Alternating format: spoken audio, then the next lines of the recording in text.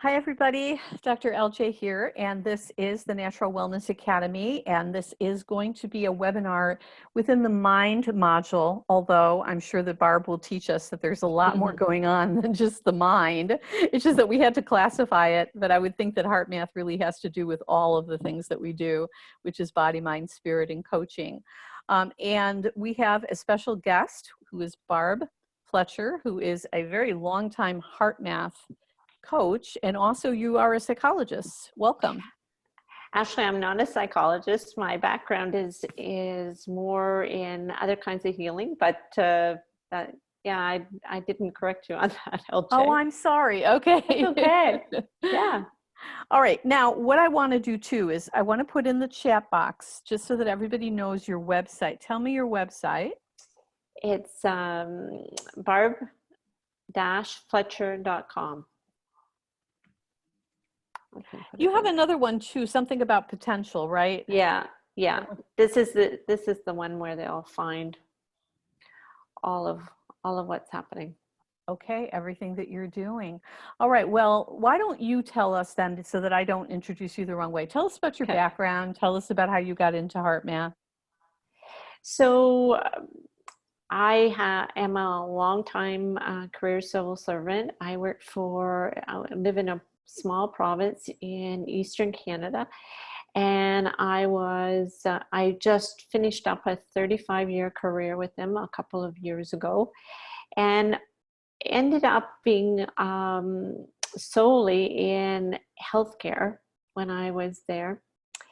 And since then, I have dedicated all of my time to coaching and working with people who have stress and anxiety and overwhelm. And so during that time when I was working for the province, I led a number of people, and also at the time felt lots and lots of stress myself. In fact, I developed TMJ, the jaw disorder, and I spent years actually wearing biplanes to try and correct that. And after actually making my way through 3 of them, and the dentist suggested that the next step was actually to fracture my jaw and realign it, I said, no, I think I need to find out what the emotional aspects of this are and get to the root. And so that really began my journey in earnest. And like everyone, I encountered family challenges. I was a single mom. My son had type 1 diabetes and was diagnosed at age 2. And he's now 32. And so, all of the stress that we learn to work with, sometimes successfully and sometimes not so successfully. And so HeartMath became my go-to tool. And I have a passion for helping others and knowing that they can live the life that they have easier than perhaps they may be living now with all the stress. And so that's how I spend my time working with others. Well, I know you live in New Brunswick, Yes, Canada, but you happen to be in Costa Rica, where you and your husband spend several months every year. So tell us about Costa Rica. Like, what is it? That probably reduces your stress a lot too. It does. Costa Rica has communities that are considered blue zones, which are among the largest number of residents who live beyond 100 years. And it has to do with their way of life. And they have a wonderful term. It's called Pura Vida, which means pure life and simple life. And it's an interesting thing. This is year 5 for us. We spend 3 months here, and you actually just feel it when you come here. These people are very generous of spirit. They you know, they live meager lives compared to how we experience life either here or back home. You know, their minimum wage is like $2.50 an hour. Their diet consists of beans and rice. They all ride bicycles. Very few would have cars, and yet, you know, you don't see the disease and the stress that we experience perhaps more in North America. One of the things that warms my heart the most is their respect that they show for aging, because on Sundays, that happens to be the day when the locals spend their time on the beach. And we live on a beach that is 4.5 kilometers long. And it is not unusual to see middle-aged people holding elderly in the Pacific Ocean so they can connect with the earth and the salt water on Sundays when they all come to the beach. So I'm always humbled by that feeling that you get and the respect that they show for aging here. I never realized that it was a blue zone. We were just at dinner tonight talking about blue zones because our neighbors are going to Greece, and we were talking about them there. That So the Nicoyan Peninsula, which is north of where we are, but on the Pacific coast, is in fact a blue zone. Wonderful. Now, how were you drawn to HeartMath? How did you find out about it? So Ron, actually, my husband, was introduced to it by someone he was working with, and it I'm intrigued by gadgets, you would suggest. So there was a biofeedback tool that's used with HeartMath, and so I became intrigued with, you know, the measurement system that they have that allows you to measure your coherence. And then, so I began to practice, and then I realized that this was something I wanted more of. And so I did the certification, probably close to 10 years ago now. And what's interesting is that although the biofeedback device is helpful for some, for others, it in fact creates more stress. And as I work with carers, a lot of the work I do is in not-for-profits, and those people, in fact, you know, they are more interested in the feeling that they have through these exercises and the understanding, and don't necessarily need the measurement system. They just know that they in fact feel better, and that's where the real magic begins, because most of these people have forgotten what it feels like to feel that ease and, you know, and in many ways the joy and excitement, because they haven't necessarily been purposeful. They've just kind of bounced around with emotions. Now you said, I know you're going to do an actual presentation, and you have what is it, a PowerPoint for us? But what, and maybe this is part of what you're going to explain, but what does it mean to measure coherence? That is something that is... Yeah, well, I can show you a little bit more about what that looks like in the slides if you like. Okay, so go ahead whenever you're ready. Right. You know how to do that with the Zoom, Okay. to share your screen. So let's just make sure we get the right place. You'll have to bear with me because sometimes you present. Okay, can everybody see? I can see.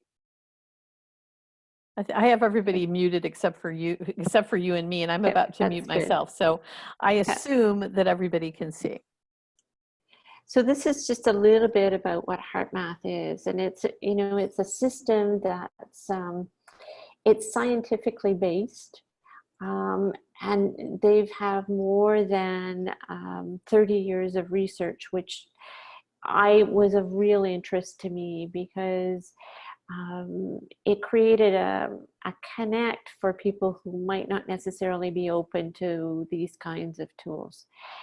The focus on HeartMath is really empowering people to self-regulate their emotions and behaviors to reduce stress and increase resilience. and really to tap into that intuitive guidance that for so long we've stepped back from. We've thought all of the answers were actually the intellect as opposed to the intuition. And so in fact, with many of the carers and the other coaches that I work with, they find that intuition and the ability to tap into the intuition something that they probably haven't spent a lot of time. HeartMath allows people to break through greater levels of personal balance, creativity, insight, and health. Okay, let's see why this is not moving forward.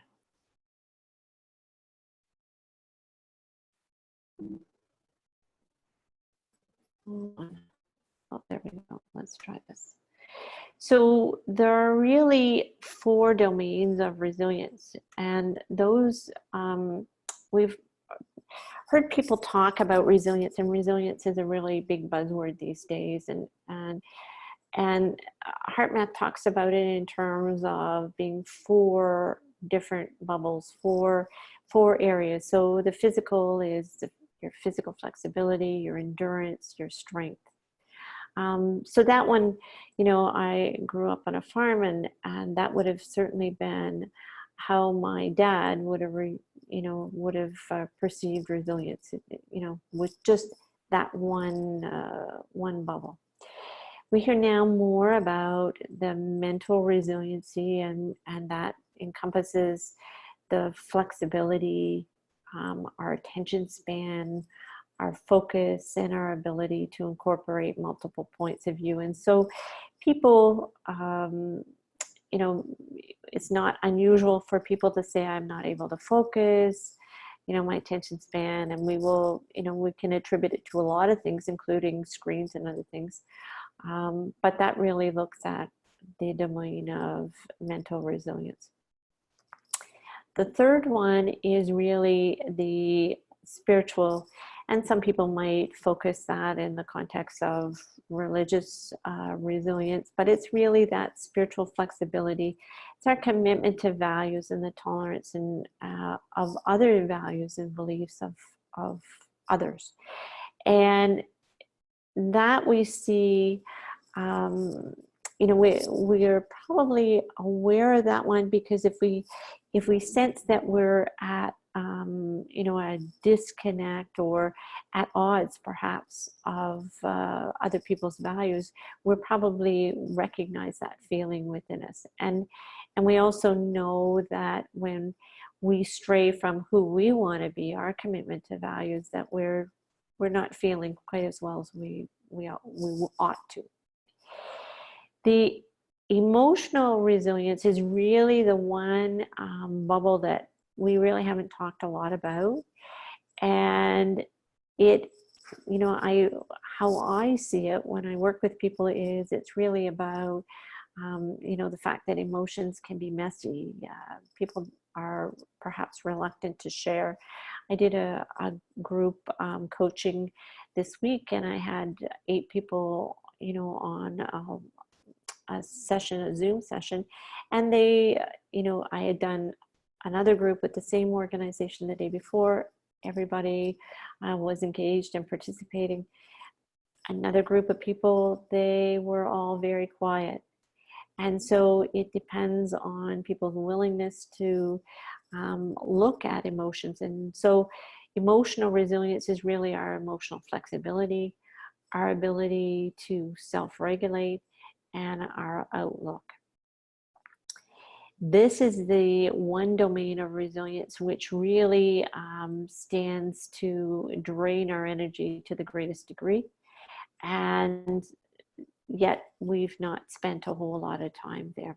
The sweet spot is when all of those domains of resilience come together and we have all of them in play, and that's the coherence, which is the oscillation of the difference between the high and the low heart rate. And I'm going to show more about that. So this, when I share this with people, I really see this as keys to the foundation of the emotional understanding, and that really is called, it's the depletion to renewal grid. And so we notice that on the left-hand side, we see depleting emotions. In fact, you know, there's a looks like a gas gauge on the left-hand side where we see the arrow pointing to the left, which would mean it was time to refill. And on the right-hand side, we're seeing that those are in fact renewing emotions, you know, like we're in fact being charging, or, you know, our tank would be full. The vertical line is the autonomic nervous system, and that system, of course, looks after all of the bits, the majority of the bits that we cause us to be alive. We don't have to think about breathing or hearing or seeing; those things all happen. And so that vertical line is looks at the very top is a high heart rate, and at the bottom a low heart rate or relaxation. Across the horizontal, we're looking at the hormone system. On the left, we're looking at the cortisol reaction or stress, and on the right, DHEA or anti-aging. And so we know that all of our emotions are going to fit into one of these boxes, either, you know, the top left, the bottom right, or the top right. And we know that we are going to gain the most energy by being in the top right quadrant. So when working with clients, what's really important about this is that if they understand where they're spending their time, then they're then in a position to use the tools to actually shift out of perhaps the left-hand side and move into the right. And the tools that I'm going to share with you are going to speak to that. So, you know, when I work with individuals, I, you know, will give them this form, and it'll be blank, and I'll say, so if you can think about a time when you might have had a high heart rate and you were feeling stressed, what would be the emotion? And so we work with this grid, and it's amazing when people then become conscious of where they're spending their time. So resilience is really our ability to bounce back. And what I'd like to do is just show a quick video. And I'm going to just stop the share. And I'm going to share again and see if I can get it. I'll escape out of here. So let me know if you can hear this video. And okay, see.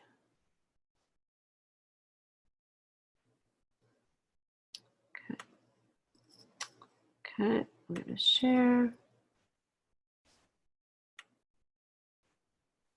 I'm going to go here. Share. Okay. So this is just a quick video about a young child, and it really shows how quickly they can recover and how resilient they are.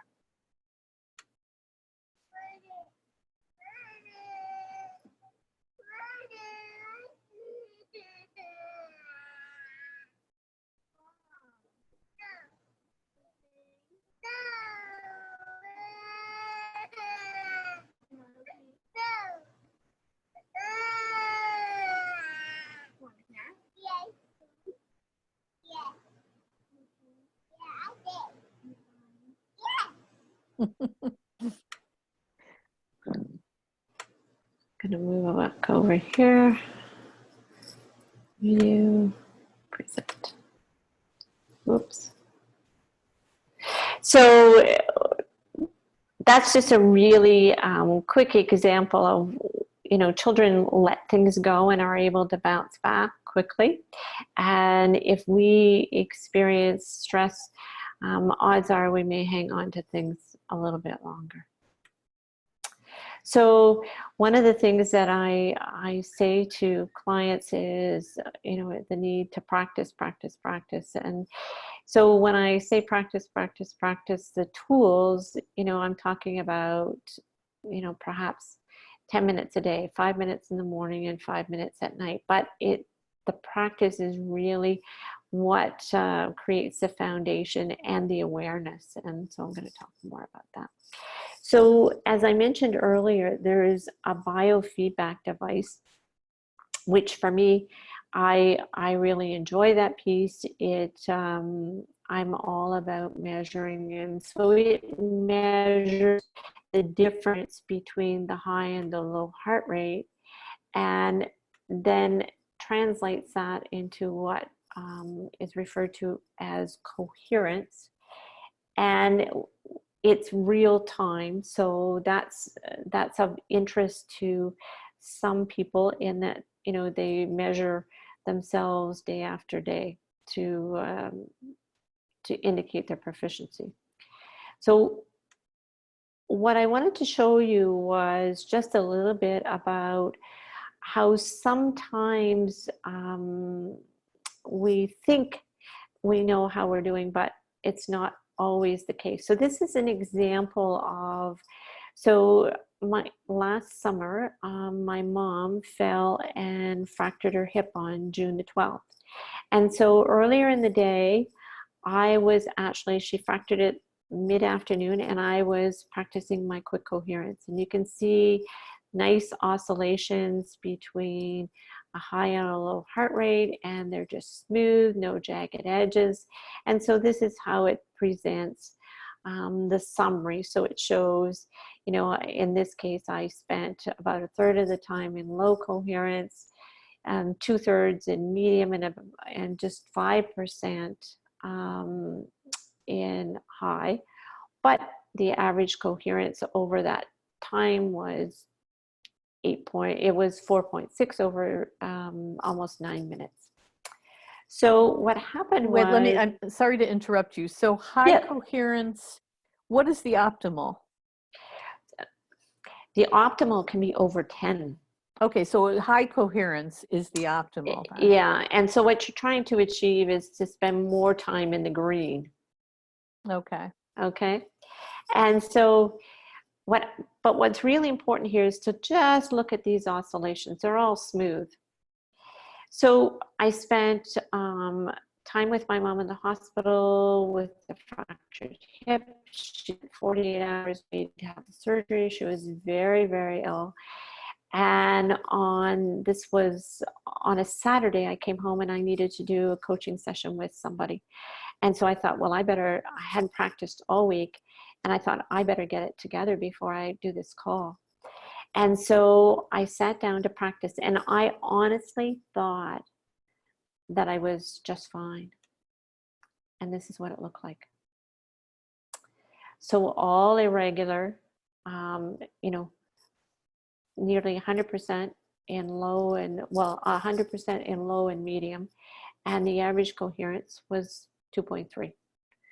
And I could not for the life of me make that adjustment, because that's what was really happening to my nervous system, and I could not shift. So what I did was I took myself outside, did some practice, and a few minutes later came back in and sat down. Oh, wow.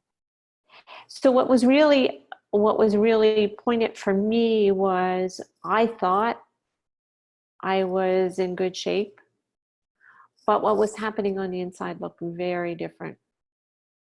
And this was strong evidence for me that, the importance of practicing. And, you can see I practice every day, but there was a period of time that I had stopped because I was busy tending to my mother. Mhm. So I'm sure that I wouldn't have managed that time in the hospital with her without the level of resilience that I had. But it really did create a wobble in me. So the quick coherence is really made up of 3 steps. And I would just encourage everybody who's on the call, the first step I start with is actually number 3. And I would encourage each of you to think about a place, an experience, could be a pet, that no matter when you think of that, you immediately feel that overwhelming feeling of appreciation and love. I often suggest that we don't choose people because sometimes people have wobbles. For me, my heart appreciation space would be walking on the beach, my feet in the sand. I would have the smell of the ocean. I would hear birds over me. And no matter if it's the dead of winter, I can actually get to that feeling. So it's that heart appreciation is really what's that anchor is so important in allowing that quick, easy flow for you. So there are 3 steps, and I will just, if everybody wants to practice along, you're welcome to. So I want you to focus your attention in the area of your heart. You can keep your eyes open or closed, whichever you choose. You're going to breathe in and out through your nose. You're going to imagine that your breath is flowing in and out of your heart area. If it's easier, you can place your hand on your heart. So heart focus, heart breath. So you're breathing a little slower and a little deeper.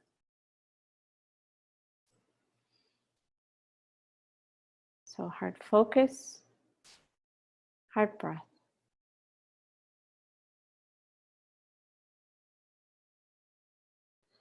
And on that next out breath, I want you to feel that appreciation and love.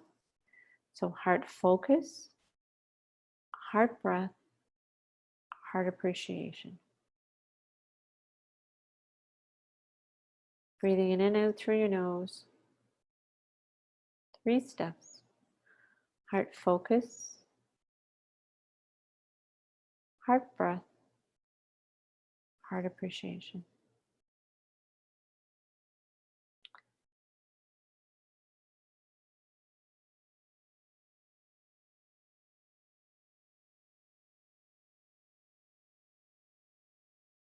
So heart focus, heart breath, heart appreciation.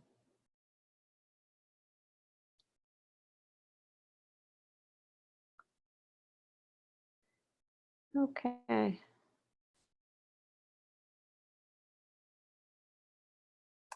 So the quick coherence is really the foundation of HeartMath. All of the tools flow from that, and including techniques to help you make decisions, communication, building resilience. Yeah. So it is a form of biofeedback then, pretty much. It can be. As I mentioned, the majority of my clients don't use the biofeedback.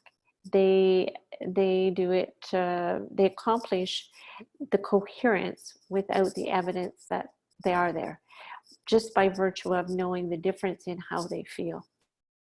Well, I think I meant biofeedback techniques, but not necessarily with the measurement tool. Yep, sure. Mm-hmm. So that's just the front cover of a manual that we use in delivering this content. And you said that you see most of your clients are remote, so you do it with something like Zoom. Absolutely. Or Skype. Yep. Okay, interesting. Yep. Um, and in many ways, I think for some people that's easier. You know, so one of the groups that I'm working with right now is 16 people in a long-term care facility that they're primarily in the kitchen, and they have not necessarily been getting along well.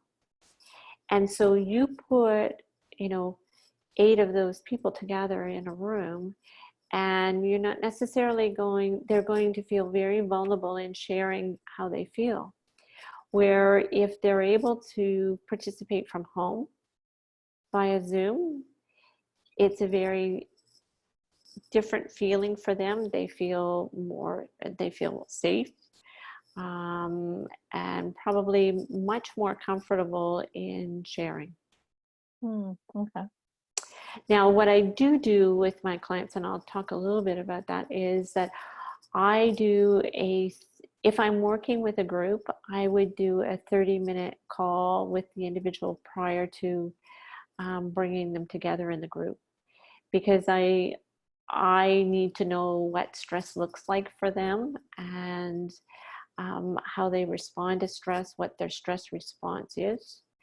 And without that backstory, you know, it's difficult to facilitate 8 people in a group who you don't know where they're coming from. Now, do you ever have them fill out paperwork beforehand, or are you just doing it where you're going to be watching them and picking up the body language and the other tools that you would have as a coach? I use body language. So in the first conversation I have with them, I ask them, there's one question when they book the call with me, and the question I ask them, if you could change one thing in your life, what would it be? And that question's really very telling, because there are people who will not necessarily share with you what their stresses are initially, but they'll often tell you what they would like to change or what it would look like, which is then a very big clue to how stress looks to them, either in employment, either in their family, or personally. You know, maybe one of them is, I feel less anxious. And so then you get a sense of what that looks like. So coaching support, what does that look like? So some groups will cover the content in 4, maybe 6 sessions. They'll have a little bit of homework in between. I like to touch base in between the sessions, because it's a short period of time that you're working with these people. So if somebody loses a week because they get lost, you know, they've lost quite a bit. So I email, text. I also give them a calendar to practice. So I encourage them to just give them a blank calendar. And so encourage them to actually put an X for every day that they practice, which is, for many of them, it's that visual. So it encourages them to make sure they're practicing morning and night. So they're supposed to practice twice a day? Okay. Exactly. 5 minutes. I also have an evaluation that I have the participants complete. It's a post. It's not, we don't do pre, but it looks at where have they shifted as it relates to emotions. And, you know, it's all very individual, but I think it's important in this case, there are employers who are doing this with their employees, and it's important for them to see the shifts.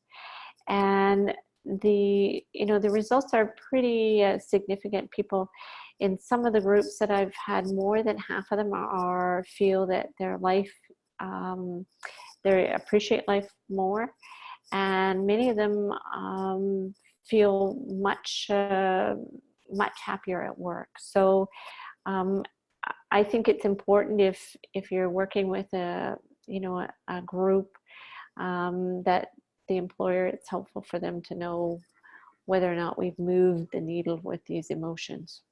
So you then are sometimes hired by an employer to work with the employees. That's very cool.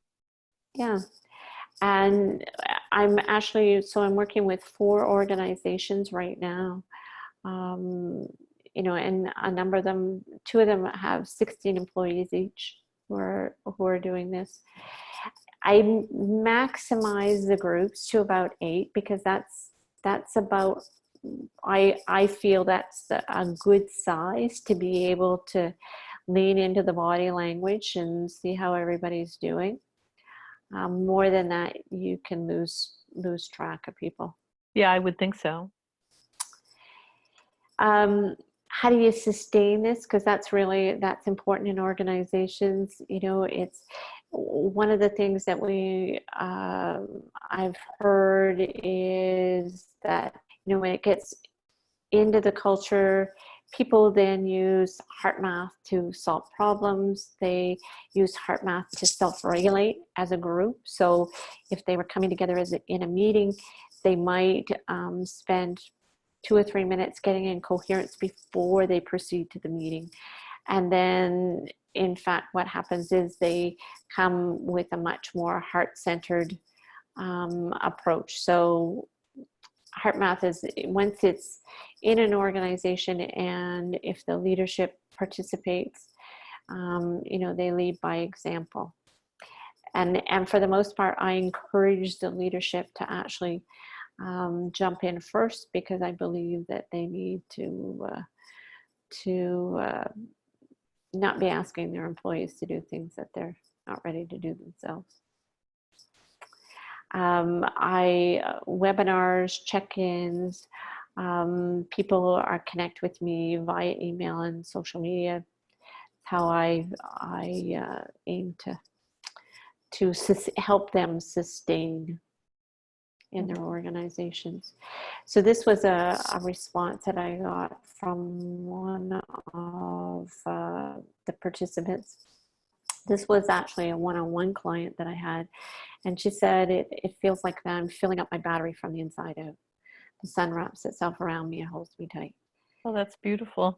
Yeah, yeah. And this was a woman who was very much a shut-in, and some would have, you know, she reached out to me and did, you know, a series of coaching sessions all on her own. So, yeah.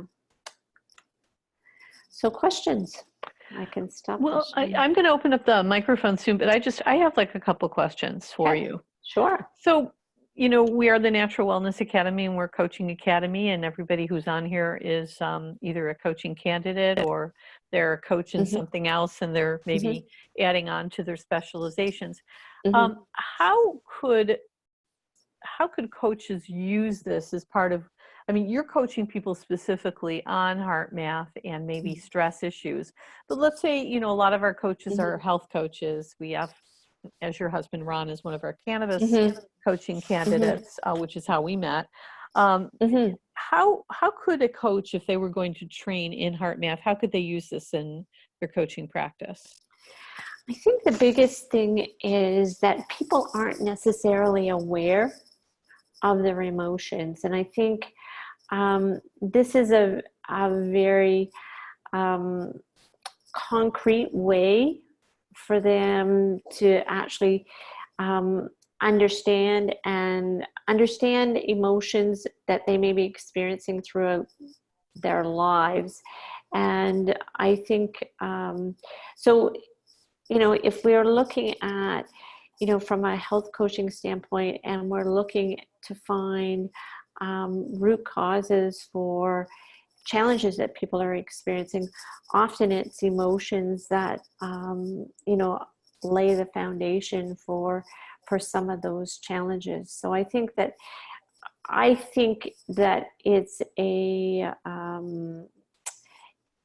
an easy step for people to identify what they're actually feeling without necessarily feeling threatened by it. Maybe it's more neutral than it might be if, you know, you said to somebody, well, how are you feeling? What are you feeling today? Because that becomes a much more pointed conversation.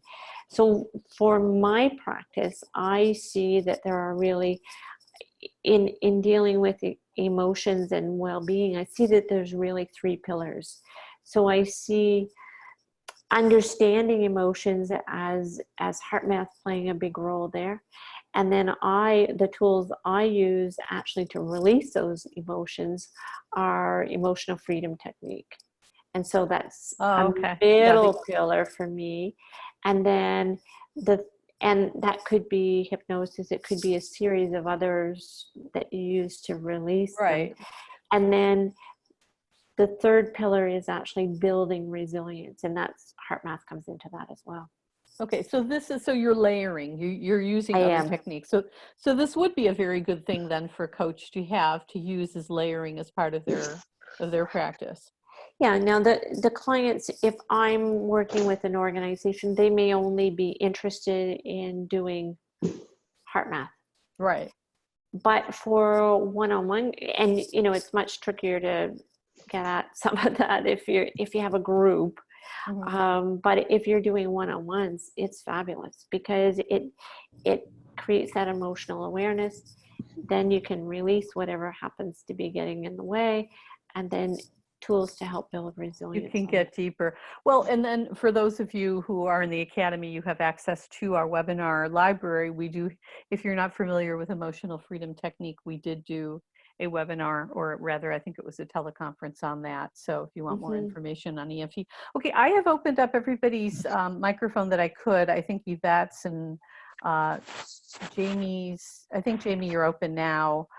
There were a few that I just couldn't open, I think Marisol. So if anybody has any questions, please go ahead and feel free to unmute your own microphone if I wasn't able to do so. Jamie, do you have any questions?